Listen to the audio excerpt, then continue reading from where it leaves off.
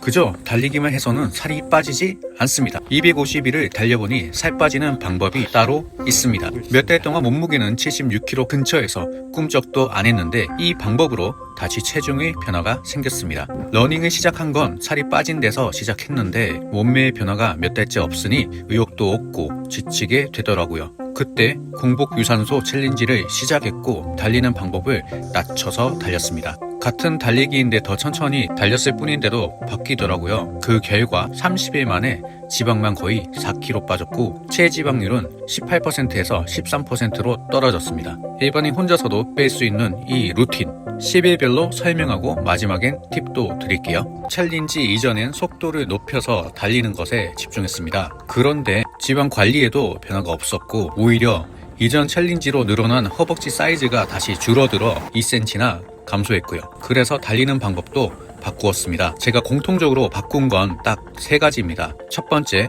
매일 공복 유산소 러닝, 걷기. 아침 공복 상태에서 15분 걷기, 15분 러닝을 했습니다. 두 번째, 속도 7에서 9로 달리기. 세 번째, 일반식에서 탄수화물과 염분 조절. 처음 달릴 땐 달리는 방법을 많이 찾아보지도 않았고 이렇게 하면 좋더라 하는 내용들을 가져와서 적용을 시킨 거였습니다. 하지만 일본의 걷기 달리기 조합은 공복감에 꾸준히 같은 속도로 달리는 게 어려웠기 때문이고요. 1에서 10일차가 제일 힘든 구간이었는데 저에게는 공복 유산소는 진짜 처음 10일이 제일 고비였습니다. 첫날은 배가 너무 고팠고 아침에 달리는 게 생각보다 힘들어서 정신이 없었어요. 아침에 달려서인지 무릎도 더 뻐근했습니다. 셋째 날엔 왜 시작했을까 생각하며 달렸습니다. 쇼츠로 올려버리니까 그만둘 수도 없어서 후회가 되더라고요. 쉬엄쉬엄 할 수 있는 운동인데 말이죠. 5일차에는 덜 힘든 느낌이 있었지만 알고 보니 달리는 속도가 느려져서 였는데 공복이라 힘이 없어서 속도가 느려졌습니다. 7일차부터는 체력이 여전히 부족했고 맨살로 선크림만 바르고 달려서 햇빛 알러지가 생기더라고요. 10일차에는 피부와 눈에 알러지가 심해졌고 컨디션 저하도 왔습니다. 컨디션이 너무 떨어져서 링거까지 맞아붙습니다. 이 시기에는 변화도 거의 안 보였는데 몸은 힘들기만 해서 멘탈 붕괴가 왔습니다. 괜히 시작한 걸까 하고 매일 후회도 했었어요. 개인 차이니까 운동 능력이 좋으시면 저와 같은 일이 없으실 겁니다. 저는 고등학교 때에도 다른 건 다 괜찮았는데 오래 달리기만 엄청 못했던 케이스였거든요. 거기다가 아침에 눈 뜨자마자 먹는 생활 습관이라 저는 더 힘들었던 것 같아요. 식사는 거의 다 먹으면서도 밥은 평소에 쌀밥 한 공기를 먹었다면 이때부터 잡곡밥으로 바꾸고 3분의 2 정도 먹었습니다. 염분도 섭취를 낮추고 물을 좀 더 마셔서 일과 시간의 공복감을 해결하려 노력했습니다. 스타벅스 보틀 제일 큰 걸로 오전에 2번, 오후에 3번 정도 마셨어요. 먹는 걸로 오는 스트레스는 받지 않게 주에 1에서 2회는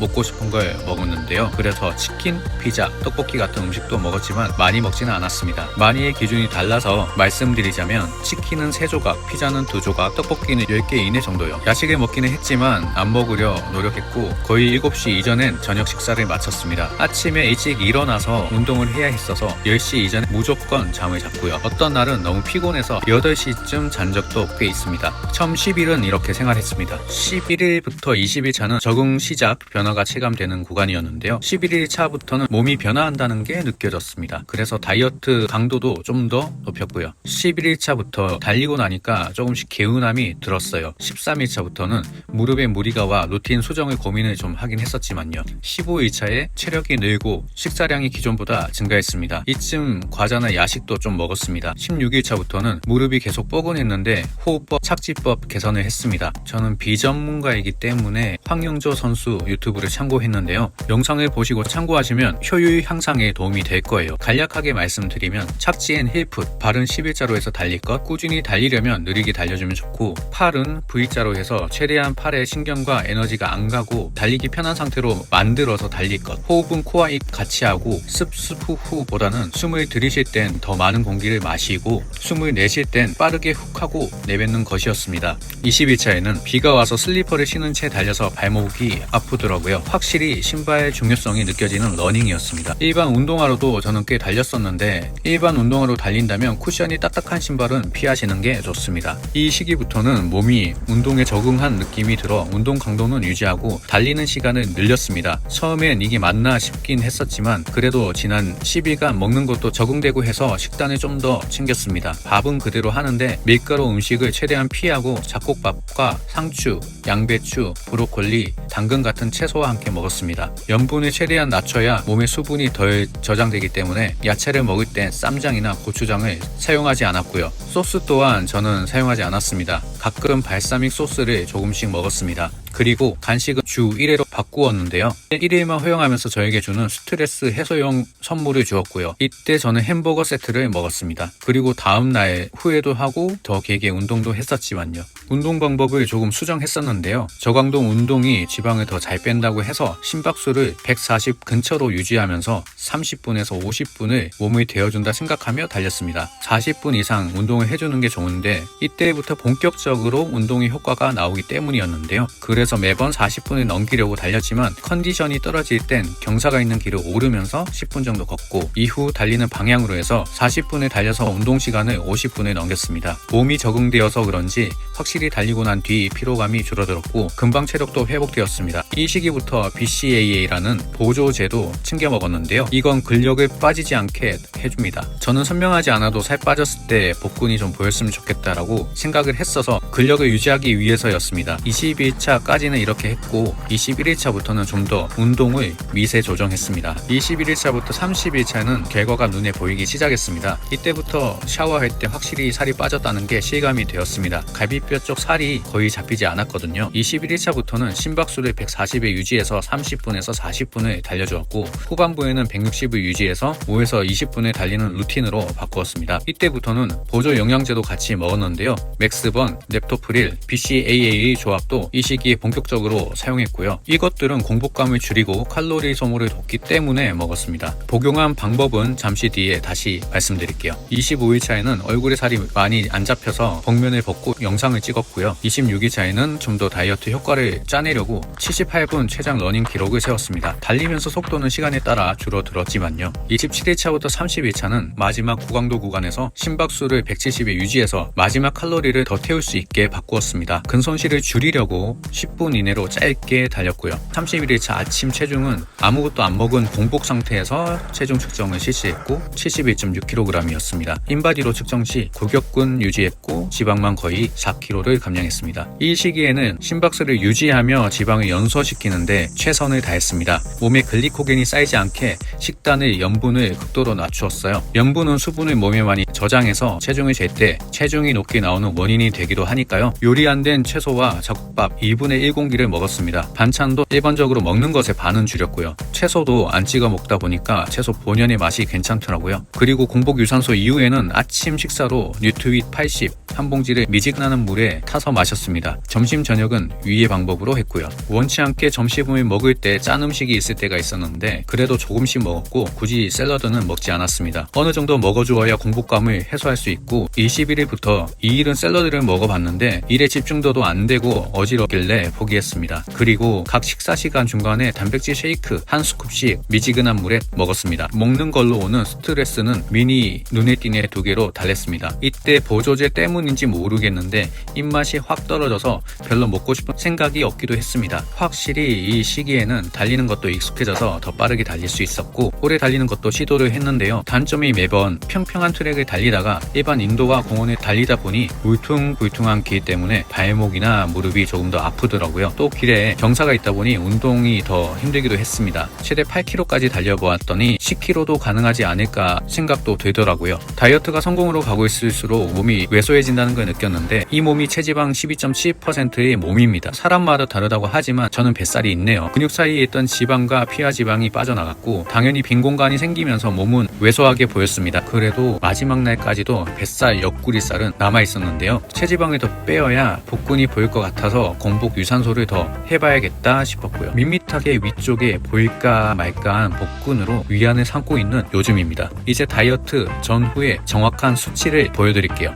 수치는 인바디로 측정했고요. 체중은 75.5kg에서 71.9kg, 골격근 양은 34.9kg에서 35.5kg, 체지방량은 13.7kg에서 9.2kg, 체지방률은 18.2%에서 12.7%입니다. 내장 지방 레벨은 5에서 3으로 내려갔고요. 정말 지방만 쏙 빠졌습니다. 근육은 늘어난 것 같지만 정상 오차범위라고 하고요. 내장 지방은 2단계 줄었습니다. 특히 식단은 마지막 10일만 집중했다는 점에서 더욱 의미가 있어요. 먹는 걸 좋아해서 몸무게가 고무줄인 저에게는 식단이 정말 힘들거든요. 거기다가 마지막 10일만 식단을 해서 스트레스도 덜 받았고요. 복구는 보이지 않지만 저는 이 수치를 보고 다이어트가 잘 되었다고 생각이 들었습니다. 저는 식탐이 정말 강해서 보조제로 되겠어 하고 사서 먹었는데 효과가 괜찮았습니다. 그럼 보조제에 대해서 설명을 할게요. 보조제 섭취와 효과에 대해서 말씀드리겠습니다. 맥스번이나 아메리카노를 드시면 되고, 카페인의 섭취는 이뇨작용과 체온 상승을 가져옵니다. 아메리카노를 쉽게 드실 수 있다면 맥스번은 필요 없을 거예요. 카페인은 살 빠지기 유리하고 심박수 유지에 도움이 됩니다. 하지만 단점으로 땀이 납니다. 그리고 제일 중요한 건 오후 5시 이후에 드시면 수면의 질이 저하됩니다. 오후 5시 이후엔 절대 섭취 금지하시고 아메리카노도 드시지 마세요. 반드시 지켜주셔야 합니다. 다이어트에 수면의 양과 질 또한 중요하니까 꼭 지켜주세요. 저는 아침 하나에 점심 하나를 먹었습니다. 시간 텀은 7시간이었고요. 운동할 때 한 번, 점심 때 한 번 이렇게 먹었어요. 처음부터 2알을 드시면 심장이 벌렁벌렁 하다거나 식은땀도 엄청 나니까 한 알로 시작해보세요. 렙토프릴은 공복감 조절에 효과가 있어서 달릴 때 조금 배가 덜 고픈 것 같아요. 특히 아침 공복 유산소 전 복용 시 공복감이 덜해서 집중에 도움이 되었습니다. BCAA는 공복 운동 시 근손실 방지 목적으로 먹었습니다. 근력이 빠지면 운동의 효과가 줄어들고 살이 빠졌을 때에도 몸이 보기 싫기 때문에 근력은 손실 없게 운동하려 했습니다. 주의점은 공복에 복용하면 복통이 올 수 있으니까요. 꼭 식사 직전 섭취 추천합니다. 근손실을 걱정하시기보다는 살 빼는 것에 중심을 두실 것 같아서 제가 섭취한 제품을 참고하시고 비슷한 것을 드셔도 되니까 확인해보세요. 제가 사용한 제품은 더보기와 댓글란에 확인하시면 링크를 보실 수 있습니다. 실제 팁 정리하자면요. 공복 유산소 효과는 10일 이후부터 체감이 됩니다. 매일 체중에 집착하지 말고 일주일 평균으로 비교해야 멘탈이 안 흔들립니다. 다이어트 기간엔 체중을 측정하지 않는 게 더 좋고요. 심박수 유지가 가장 중요합니다. 체중계 수치는 수분, 염분, 글리코겐 저장량에 따라 수시로 변동되니까 다이어트 중 몸무게는 측정하지 않는 게 좋습니다. 부드럽고 유연한 밑창의 운동화나 러닝화로 달려주시고 슬리퍼는 금지하는 게 좋습니다. 달리기 자세는 몸은 꼿꼿이, 팔은 편하게 V자, 발은 11자. 초보자는 황용조 선수의 호흡법과 착지법 참고하시면 도움이 큽니다. 유튜브를 참고해보세요. 땀복은 지방 제거에 도움이 없습니다. 수분이 빠질 뿐입니다. 착각을 할 수 있게 합니다. 단식은 지방을 없애지 못하고 근육만 사라지고 요요를 빨리 가져옵니다. 식단을 정리하자면 마지막 10일 중심으로요. 아침에는 뉴트리 80 한 봉을 먹었고, 아침, 점심, 저녁 사이 단백질 쉐이크 한 스쿱씩, 점심, 저녁엔 잡곡밥 반 공기, 채소 위주 반찬, 염분은 낮추고 국물은 최소화, 고기 섭취는 괜찮습니다. 후반 과자는 소량으로 드시고 낮게 2개 이내로, 배고플 땐 오이나 방울토마토 등 칼로리 낮은 음식을 활용해 주시고요. 물은 자주 조금씩 드셔야 됩니다. 단, 과도한 수분 섭취는 체중 측정하는 날에는 피하는 게 좋습니다. 진짜 중요한 마인드는요. 지방이 빠지면 체형이 달라지고 근육이 남아있어야 몸이 멋있습니다. 굶어서 줄이는 다이어트는 근육이 먼저 빠지고 결국